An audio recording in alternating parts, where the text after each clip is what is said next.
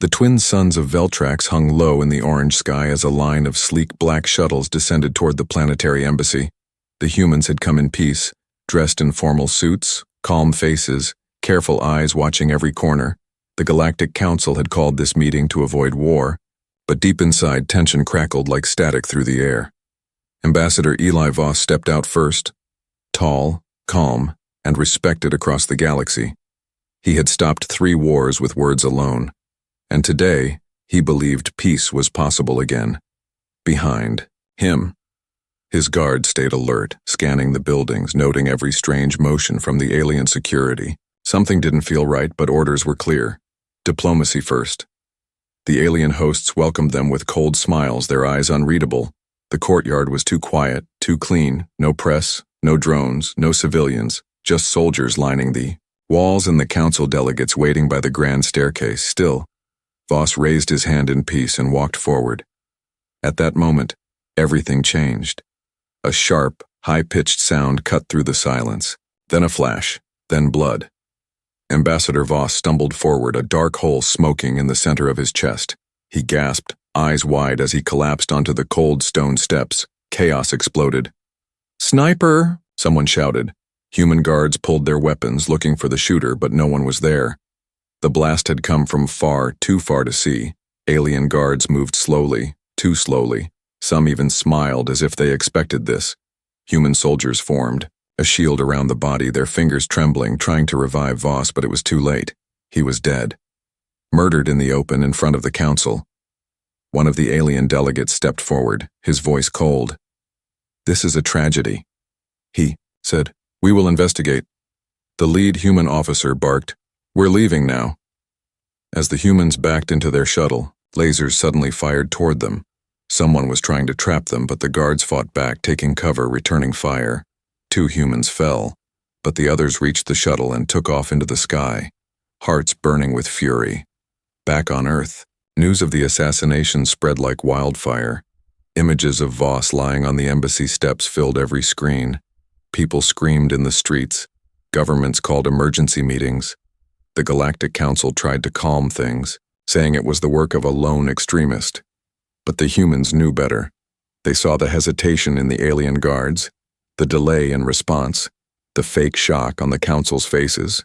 They knew it was a trap, a message. The President of Earth stood before the world, her voice sharp. Ambassador Voss was not just our diplomat, he was our peacekeeper. His murder will not go unanswered. The Terran High Command activated Protocol Flamefall, a secret war plan buried deep in Earth's military files. It was designed not for defense, but revenge. On Luna Base, deep under the moon's surface, red lights flashed as doors opened. On something massive, something long forgotten. The super dreadnought TSV Leviathan came to life, silent and hungry, its dark metal hull marked with ancient scars from wars long past. Admiral Reyes, battle-hardened and cold, boarded the ship. With a single bag, no ceremony, no press, just a quiet nod to the officers as he took the command chair. He looked out at the stars and whispered, "No more peace." In orbit, fleets began to move. Black destroyers powered up, carriers opened their hangars, fighter pilots climbed into cockpits, their faces calm but eyes burning. Humanity was no longer talking. It was preparing to strike.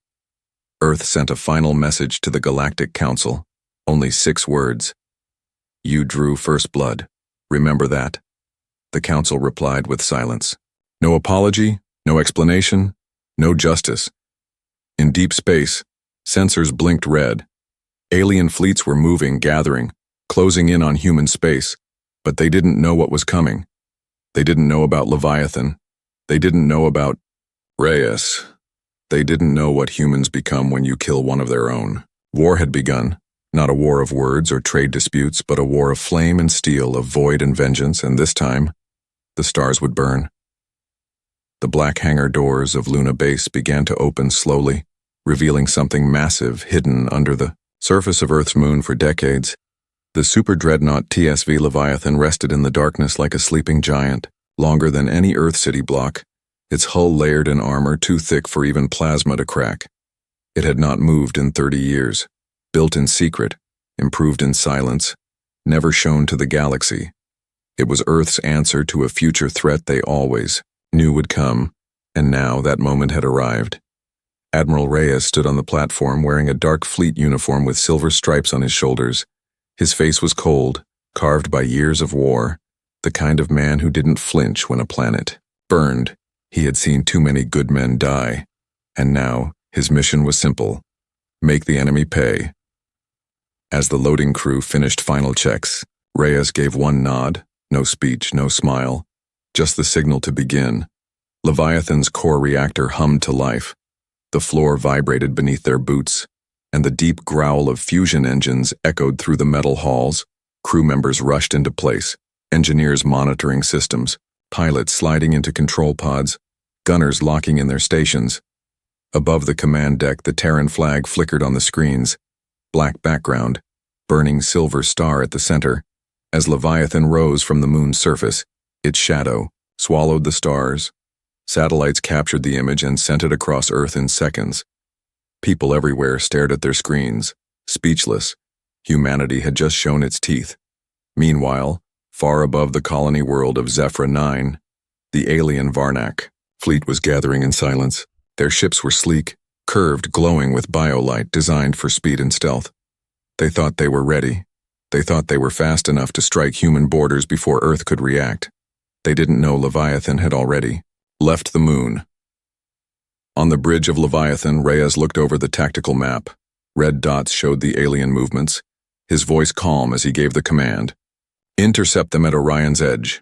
The ship turned in space, followed by a small fleet of Earth's finest.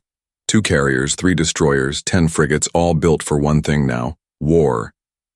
As the fleet jumped through hyperspace, Reyes closed his eyes and remembered the face of Ambassador Voss, a man who believed in peace, a man whose blood now stained the embassy steps. Reyes whispered, "This is for you, old friend."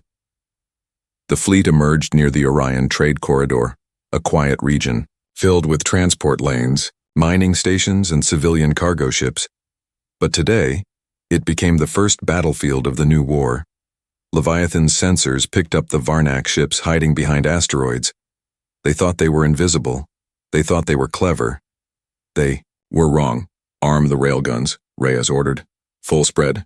The weapons officer tapped the screen, and Leviathan's side panel slid open, revealing rows of massive railgun cannons, each one the size of a freight train, each one loaded with solid tungsten slugs, the kind that could punch through planets. "Fire," Reyes said without blinking. The guns roared, silent in the vacuum of space but shaking the ship with their force. Metal slugs tore through the void at hypersonic speed. The first Varnak cruiser was split in half. The second exploded into bright gas. The third tried to run, but too late. Then came the fighters, human and alien ships dancing in space like deadly insects. Missiles flew in every direction. Lasers cut across the stars. Explosions lit up the black sky. Inside Leviathan, the crew moved like clockwork. Damage teams stayed ready. Medics stood by. Engineers kept power flowing. They had trained for this moment their whole lives. In just 6 minutes, the Varnak fleet was gone. Only wreckage remained, floating in the cold silence. But the real victory was in what they found. One of the destroyed ships had a black data core, protected in a sealed vault. The Marines brought it aboard Leviathan, and Earth's best slicers cracked it open. Inside they found communication logs, orders, proof. The assassination of Ambassador Voss had been planned months in advance. By the Galactic Council itself, they had paid the assassin, provided the escape route, even scripted the Council's fake reaction for public display. Earth was never supposed to find out. Earth was supposed to stay silent, afraid, divided. But now Earth had Leviathan, and now Earth was angry. Reyes looked at the decrypted file, then at the stars outside the glass. "Send this to command," he said. "No more hiding." A secure message was sent to every human colony, every Earth-allied ship, every loyal leader. It read, "This is not just revenge. This is war for survival." And, far in the void, deep inside alien space, many council leaders watched the footage of the Leviathan's attack.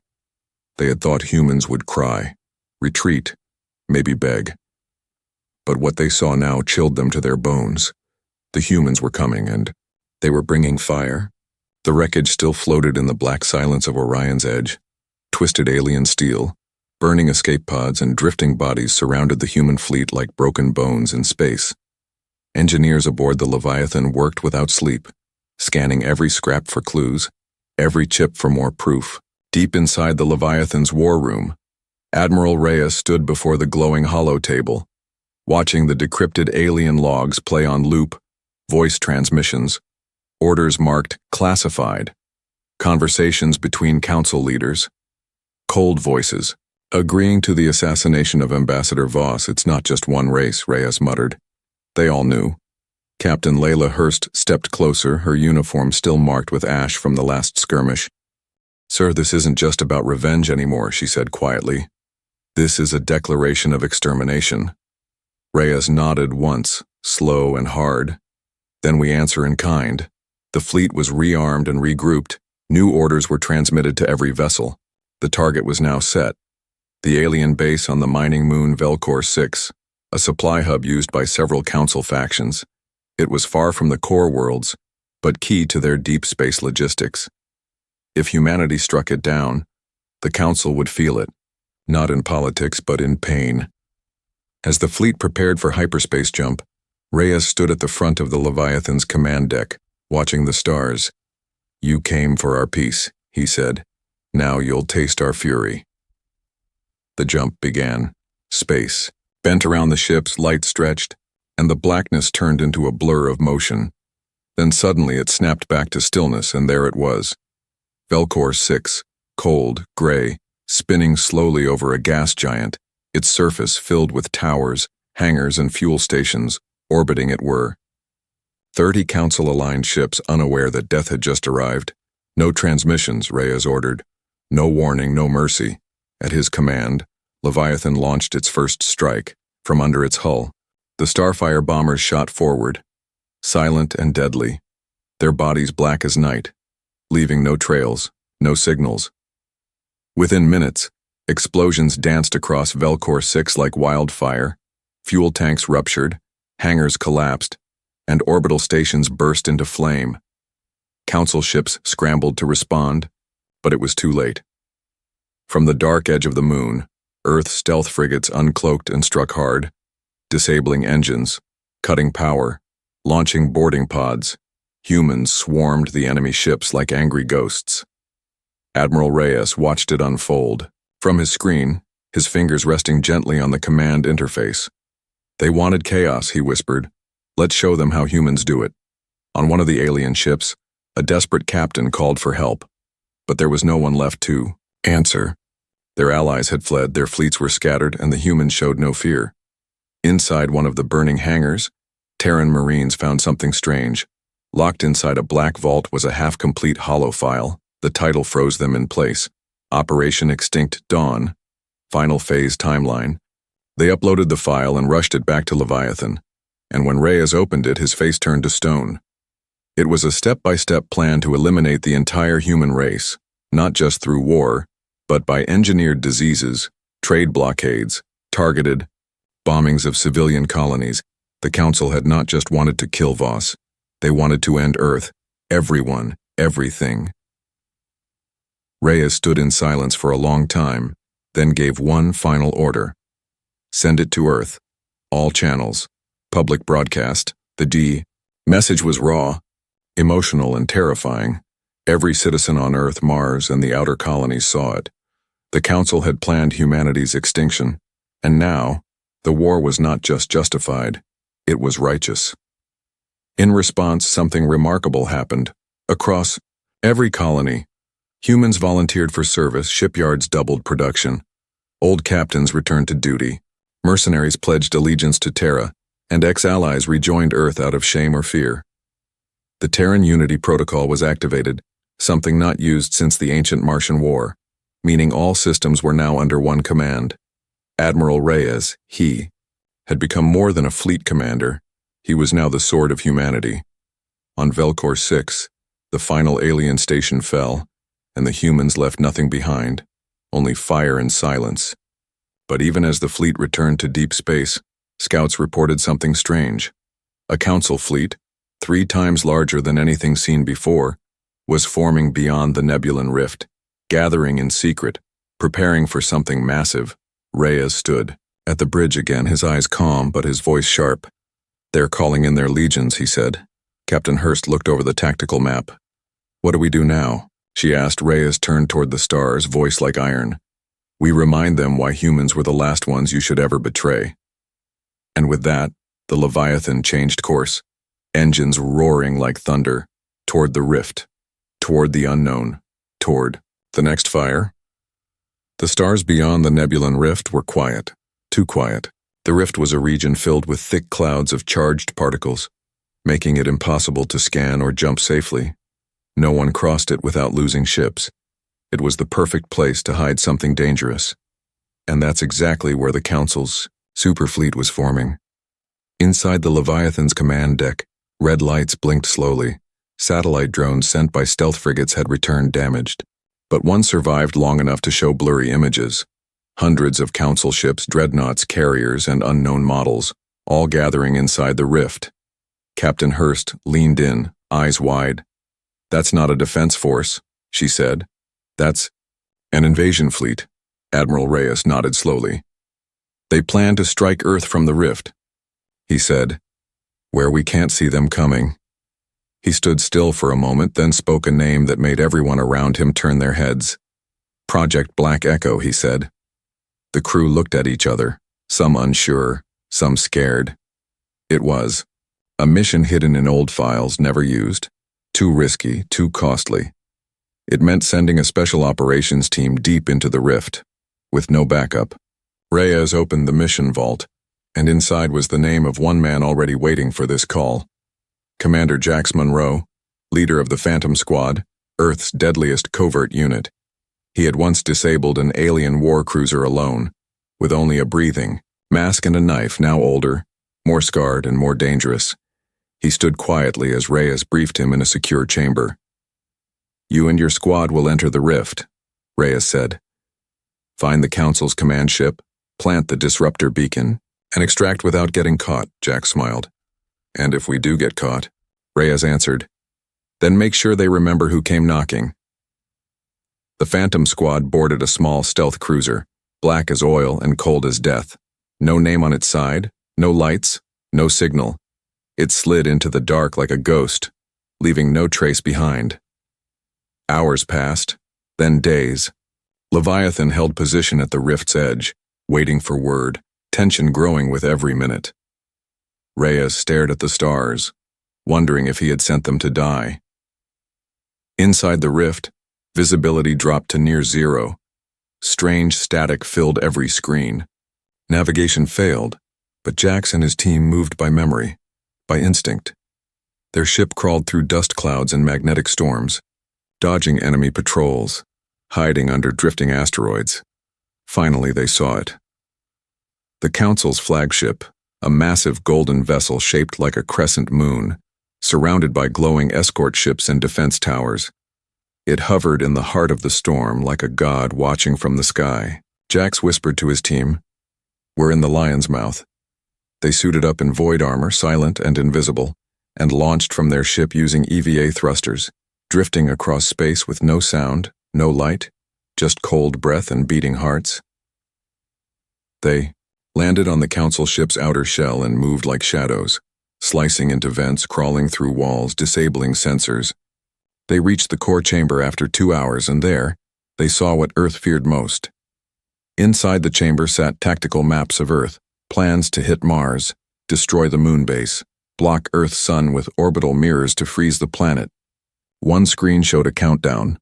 Only 6 days left before full invasion began. Jax planted the disruptor beacon at the power core. It would create a massive burst that disabled the entire fleet systems for 5 minutes, just enough for Leviathan to strike first. But as he turned to leave, a sound echoed through the vents. They had been discovered. Alarms flashed red. Alien guards swarmed the chamber. Jax and his team fought hard, close combat, knives and fists, bullets and blood. 2 squad members fell, but the others pushed through. Jax stayed behind, holding the last line so the rest could escape. He looked at his second in command, a woman named Kara, and said, "Tell Reyes the fire's lit. He triggered the beacon early. The chamber exploded, in sparks. And Jax was gone. Back on Leviathan, systems screamed. The signal was live. Reyes shouted, "Full fleet! Charge now! Into the rift!" The Terran fleet jumped in, weapons hot, catching the council ships in total chaos. Engines offline, shields down. And Leviathan struck like a thunder god. Railguns punched holes through enemy cruisers. Missiles chased ships hiding in clouds. Drone swarms filled the rift like a plague of fire. Every human ship fought with fury, avenging Jax, honoring the mission. In just 4 minutes, the Council's unstoppable fleet was shattered. By the time they got their systems back online, only wreckage remained. Admiral Reyes stood tall on the bridge, watching it all unfold, and for the first time in days, he allowed himself a slow breath. "Tell command," he said. "The rift is clear, and somewhere, deep in the static of the stars," a whisper echoed. Jax was here, and the galaxy would never forget it. Smoke still curled from the wreckage within the Nebulan rift. But Admiral Reyes had no time to celebrate. The Council's invasion fleet was gone. Yes, but it was only a forward force, a distraction. The real threat was deeper. New intelligence recovered from one of the wrecked Council ships showed something worse. A massive fortress world named Calthar Prime. It was the heart of the Council's military power, a place no human had ever seen and lived to tell about it. Surrounded by planetary cannons, gravity mines, and energy barriers. It had never fallen. Until now, no one had dared attack it. Until now the Leviathan fleet began moving again, jump by jump across black space and dying stars. Word of their actions had spread fast. Humans were no longer seen as the diplomatic species. They were now feared. Their dreadnought became a symbol of destruction, and Council systems began preparing for full war. Inside Leviathan, the crew stayed silent but focused. They knew what Calthar Prime was. A death sentence, and yet none. Turned back, Admiral Reyes stood before the entire fleet on a secure broadcast, his voice calm, cold, and clear. "We will hit them where it hurts," he said. "Calthar is their iron heart, and we will rip it out. We do this for Voss," he added, "for Jax, and for every human who ever looked up at the stars and believed in peace, only to be stabbed in the back." The fleet arrived at the outer rim of the Calthar system, and immediately, red lights flashed across all screens. Automated defenses began activating. Orbital cannons the size of towers turned toward the intruders. Leviathan fired first its quantum lance, a weapon so powerful it had never been used at full charge, burst from the bow like a beam of pure white fire. It struck one of the defense stations in orbit and vaporized it in a single second. The shockwave spread through space like a starquake. Council fleets scrambled, launching hundreds of ships from Calthar's surface. Drones filled the sky. Missile storms painted the blackness with fire. But humanity had come ready. Terran carriers opened their hangars, releasing wave after wave of fighters, each one piloted by a human who had volunteered after the ambassador's death. The skies became a storm of twisting metal and burning debris. On the surface of Calthar, bunkers lit up. Turrets fired into orbit, trying to stop Leviathan's descent. But it didn't matter. Leviathan kept coming. Reyes looked at the incoming fire, shook his head once and said, "Brace for atmosphere breach." The dreadnought plunged down like a meteor, dragging a fleet of steel and flame behind it. Clouds split apart. Shockwaves tore through the upper sky. And finally, the ship hovered. Above the capital dome of Calthar itself, it was the beating heart of the Council's control. A fortress inside a fortress, protected by every weapon they had. Reyes activated the ship-wide comms. "Target all weapons," he ordered, "and fire until the sky is clear." Cannons roared, missiles launched, lasers sliced the horizon. Orbital weapons lit up the entire atmosphere in red and gold. Defense towers exploded. Domes cracked open. Council forces screamed into radios as systems failed one by one. And still, Leviathan did not stop. It hovered above the city, slowly rotating, launching salvos from every side like a mechanical god. Precision strikes wiped out comm centers, fuel, depots, landing zones, everything they would need to recover. Then came the ground assault. Terran drop pods rained from the sky, slamming into streets and courtyards. Marines poured out, trained for this moment. Using hard light shields and gravity boots to fight through alien terrain, one squad planted the Terran banner on the steps of the council hall and held the position for hours under heavy fire. Inside that very hall, council officials hid in bunkers, screaming for evacuation, but no help came. Not this time. They had made a mistake, a terrible one. They had underestimated the humans. Back in orbit, 2 enemy warships tried to escape. Reyes gave no command. He simply stared at them through the screen, and Leviathan's AI locked on. 2 railgun blasts later, the ships were gone. The final blow came when Reyes activated the Nova payload, a secret device placed inside a stealth drone earlier during the battle. It flew silently to the planet's energy core beneath the capital and detonated. The resulting pulse shut down Calthar Prime's entire planetary grid. Darkness spread across the Council's capital world. For the first time in recorded history, Calthar Prime went completely silent. No distress calls, no power signatures, only ash and defeat. Admiral Reyes stood motionless, hands behind his back, eyes locked on the now dead planet below. "We don't ask for respect anymore," he said. "We take it." The human fleet began to rise again, engines lighting the sky like stars being born. And as they left the broken world behind, one message was sent to the rest of the galaxy. "Let Calthar be your warning. Earth is done kneeling." The flames of Calthar Prime still glowed behind the fleet when the Terran ships pulled away. The galaxy had seen the impossible. The Council's fortress world had fallen. The humans had done what no other species dared. Entire sectors whispered the same words now. The humans cannot be stopped. But victory was a fragile thing. It never lasted long in war. Only a week later, as the Terran fleet regrouped in the Velos sector, a new transmission came. The Solaran High Council requested peace talks. The Solaran were one of the oldest races in the galaxy, silver-skinned, tall, and known for their wealth and cunning. They had stayed neutral until now, watching from the shadows. Admiral Reyes sat in the command chamber of the Leviathan. His officers gathered around the holotable. The message repeated again. "We offer peace. We offer alliance." Captain Hurst frowned. "Sir, after Calthar, they're scared, maybe. This is real." Reyes kept his face unreadable, his voice calm. "Or maybe they smell blood and want to stab us next." Still, Earth Command insisted they attend. Humanity could not ignore even the faintest chance for allies. The Leviathan and 2 escorts entered Solaran space under a white flag signal. Their weapons powered down. Reyes allowed only a small delegation to land on the Solaran capital station, shining towers of silver rising above a glowing ocean world. At first, the meeting was calm. Solaran leaders welcomed them with warm words. Long speeches about forgiveness and future unity. Humans listened but remained cold. Ambassador Drake, now Earth's top diplomat after Voss's death, spoke firmly. "If you want peace, prove it. Stand against the Council publicly." The Solaran leader smiled politely. Too politely. "All in time," he said. "First, let us toast to new friendship." Glasses were raised, but the moment the humans drank, alarms screamed across the hall, heavy doors sealed, and hidden turrets unfolded from the walls. The peace meeting had been a trap. Reyes's instincts had been right. Down below, the Terran escort ships detected sudden power surges in orbit. Dozens of Solaran warships uncloaked, weapons armed. They opened fire on the unprepared human escorts. One carrier was struck immediately. Flames bursting from its hull, the other scrambled to defend but was overwhelmed.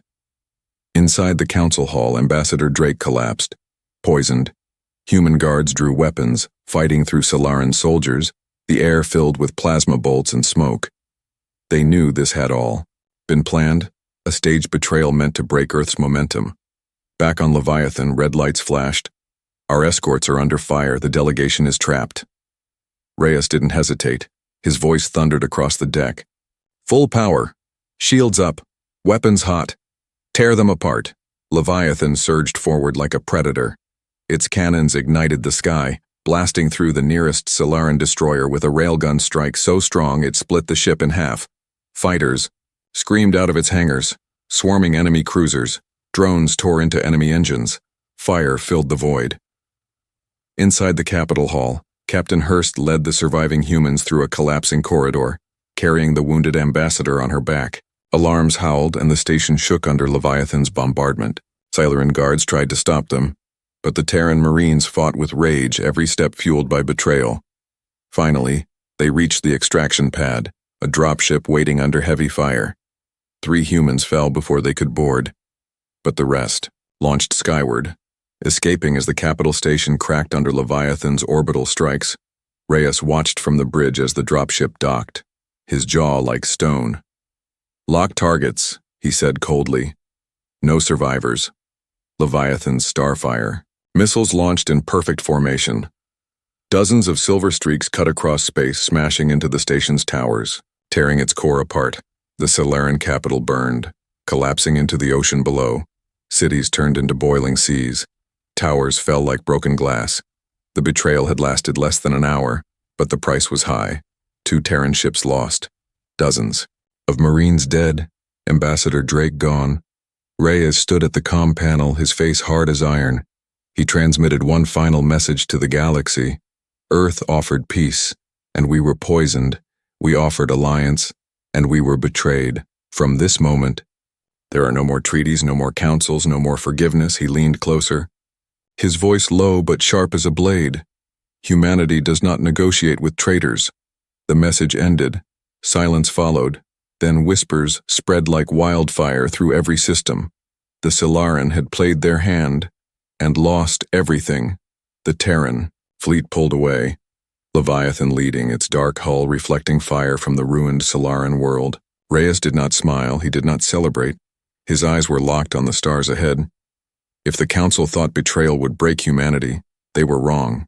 They had only sharpened the blade, and now, that blade would be driven straight into their heart.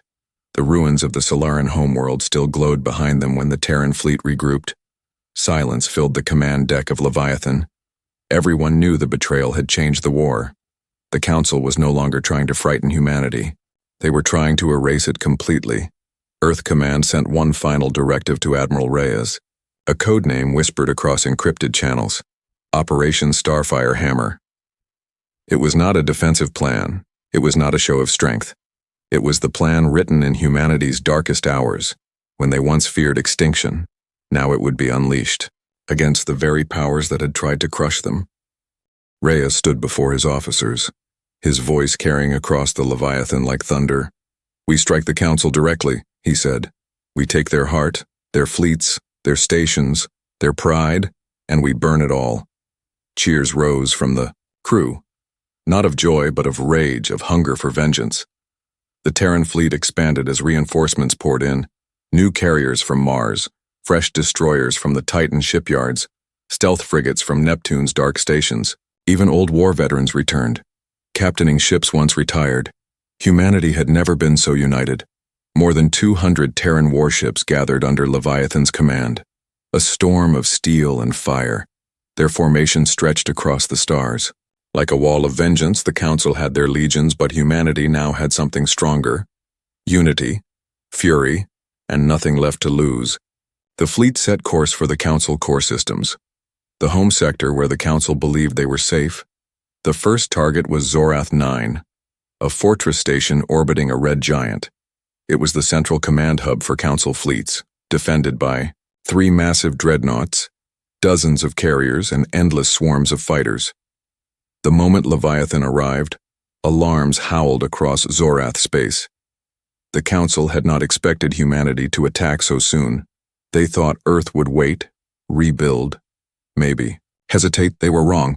"Launch all wings," Reyes commanded, his voice calm as stone. Human carriers opened, flooding space with fighter squadrons. Railguns thundered from destroyers. Torpedoes ripped through enemy lines. Leviathan's massive cannons glowed white-hot as they fired into the dreadnoughts, each blast shaking the void itself.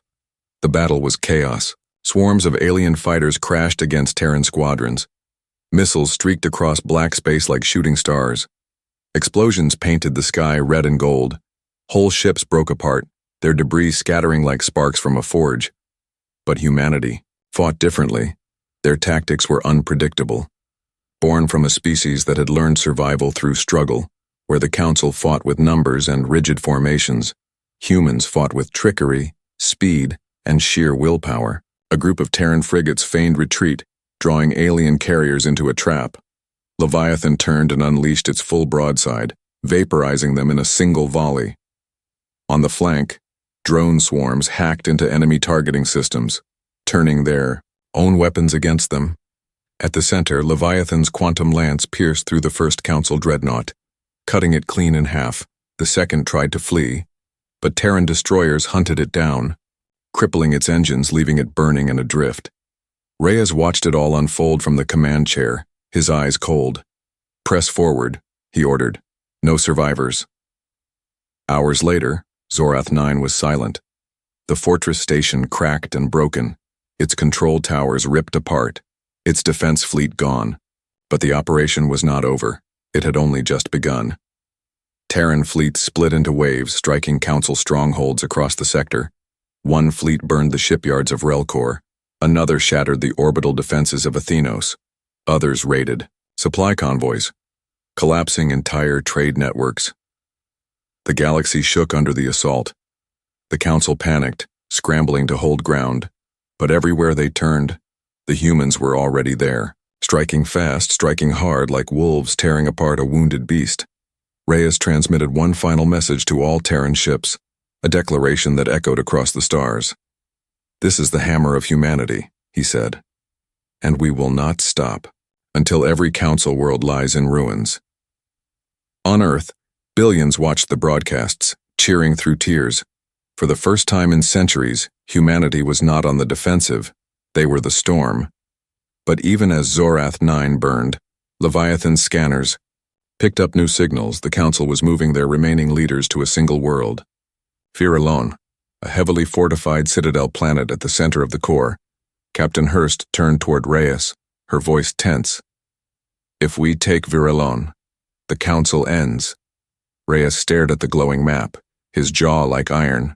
"Then that is where we go," he said. "Operation Starfire Hammer ends with their ashes." And as Leviathan's engines roared, the fleet aligned toward the final battle, 200 ships ready. Every cannon primed, every pilot determined. The humans had come for vengeance, and soon the galaxy's rulers would face the truth. There was no throne left safe from fire. The Terran fleet entered the Virelon system like a storm breaking across the stars. More than 200 human ships emerged from hyperspace in formation, their hulls glowing from engine burn, their cannons already primed at the center of the formation. The Leviathan loomed like a black god, silent but unstoppable. Ahead of them stood the Council's last fortress, the citadel world of Virelon, a planet wrapped in steel, covered in towers ringed with defensive stations and fleets. Thousands of ships hovered above it, the Council's last shield against the fury of Earth. On the Leviathan's bridge, red lights glowed across every console. Captain Hurst read the reports aloud. Multiple dreadnoughts, carriers, orbital cannons, planetary shields active. Enemy, numbers outmatch us 10-1. The crew looked to Admiral Reyes, waiting. His face remained calm, carved in stone, his voice steady. "Good. Then there will be more for us to destroy." The order came, one word only: advance. The Terran fleet surged forward, a wall of metal and fire.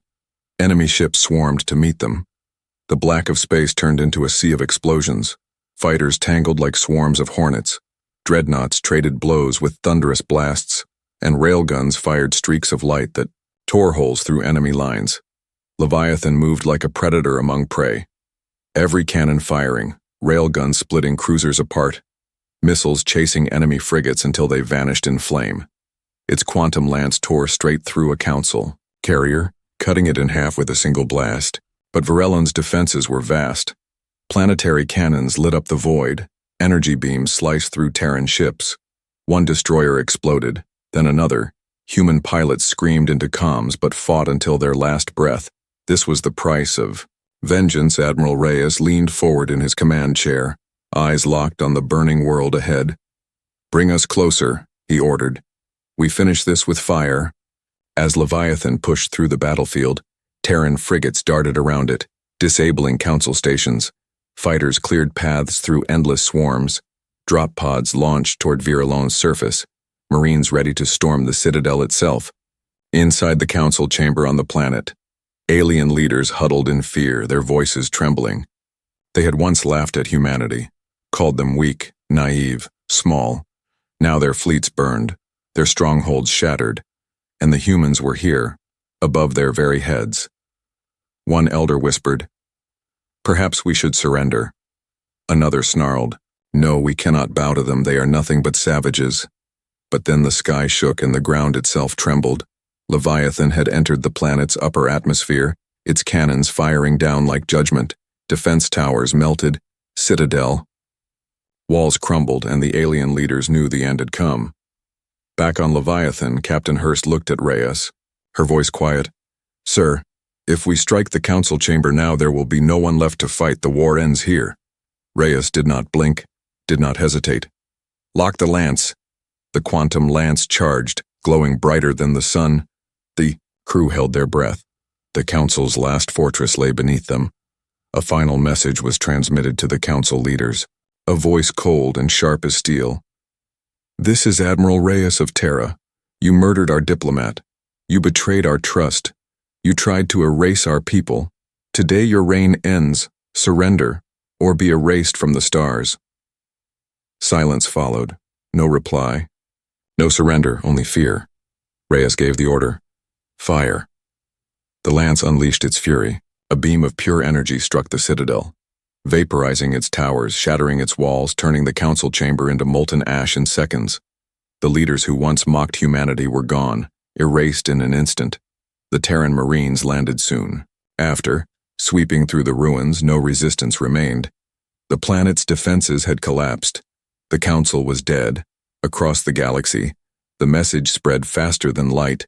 Virelon had fallen. The council was no more. Humanity had done what no one else dared. They had destroyed the rulers of the stars. On Earth, billions cheered, colonies erupted in celebration. Old enemies sent envoys begging for mercy, and new allies pledged loyalty. Humanity was no longer a minor species, they were the new power. On the Leviathan's bridge, silence hung heavy, victory was theirs. But the cost had been steep, ships lost, lives gone, friends remembered only in fire and smoke. Admiral Reyes stood at the viewport, staring at the dead world below, his voice low. "They wanted us gone. Now they are gone, and we remain." Captain Hurst stepped forward. "What happens now, sir?" Reyes turned, his eyes hard, his words slow.